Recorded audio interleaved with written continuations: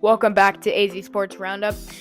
Tomorrow, Saturday, ASU plays BYU in a very pivotal matchup. We're going to talk about how they can win there. We might talk about the Suns and Cardinals later on, so stay tuned for that. And let's get into the intro.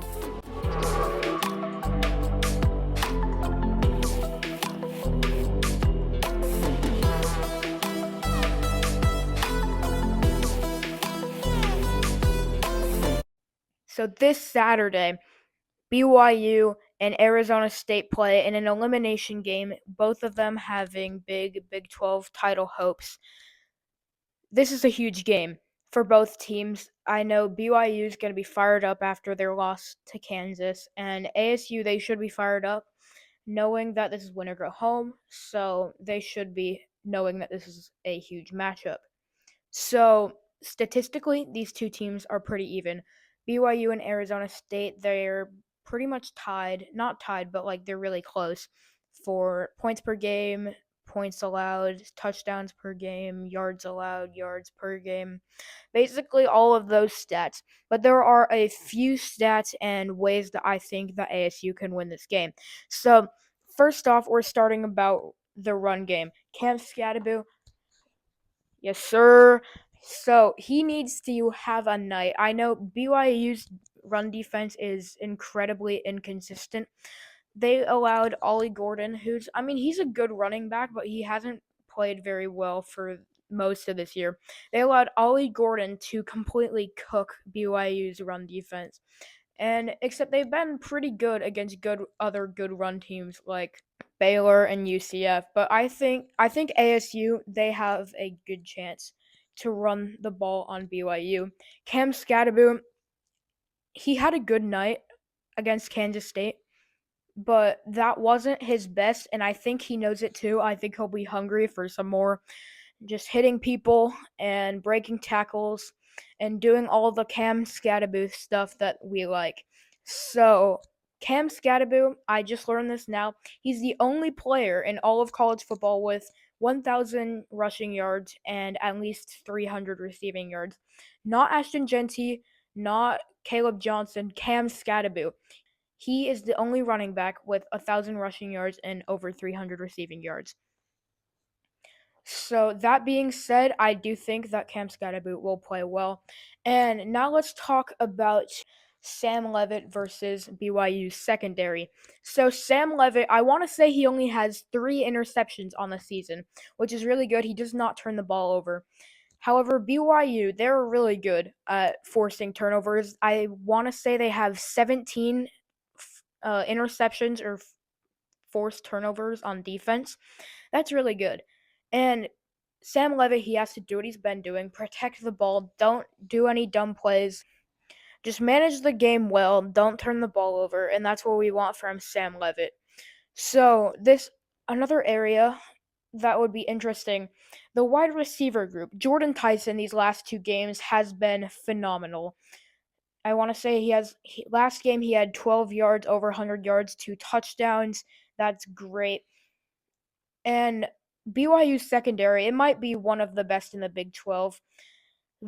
I'm going to assume that they have some sort of game plan for Jordan Tyson. I'm not saying that it's out of the picture for Jordan Tyson to completely destroy that gameplay. I actually think that's kind of likely.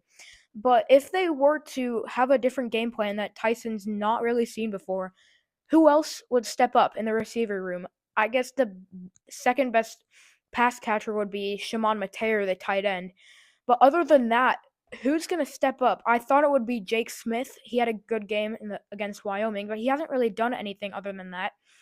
Xavier Guillory, he's had a few plays, but he's not like the explosive. He's not the explosive receiver that Tyson is. Melquan Stovall, he's good, but he needs to step up. Same with Xavier Guillory. Maybe Troy O'Meara. I doubt he has like 1 catch this year. I doubt he'll do much. Jake Smith also. We need more than Jordan Tyson to step up in the receiver room. Another stat that I think that would beat BYU is blitzing Jake Retzloff. So Jake Retzloff, he's been very efficient. I want to say he has over 2,000 passing yards, and he's been great. But that's only when he's not being blitzed. when he's blitzed, he ranks 86th in the country in the FCS, which is about average. And that's not what you want to be against a very good ASU defense. If we can force Retzloff to get out of the pocket, he doesn't do that much. He's not that big of a runner. If we can force Jake Retzloff to get out of the pocket and maybe have to extend some plays with his legs or get out of the pocket and make a play, that's good, because I honestly don't even think that Jake Retzloff is that amazing as some people say. He's good, he's efficient, but Sam Levitt, I think he's the better quarterback, and it's not really that close. Sam Levitt, he just has a spark to him that not many other quarterbacks, especially in the Big 12, I don't think they have. Sam Levitt, when he's getting out of the pocket, scrambling, trying to make plays, there's something different about him than other quarterbacks.